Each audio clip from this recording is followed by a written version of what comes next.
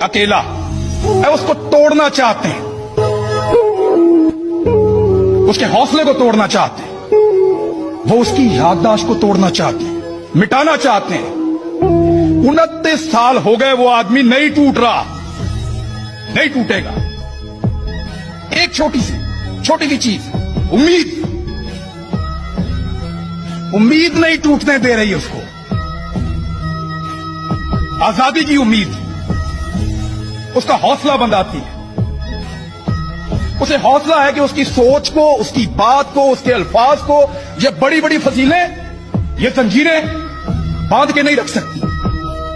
उसकी बात आप तक पहुंचेगी, कभी किसी खबर की सूरत में, कभी ये बांग की सूरत में, उसकी बात फिर आप तक पहुंची है।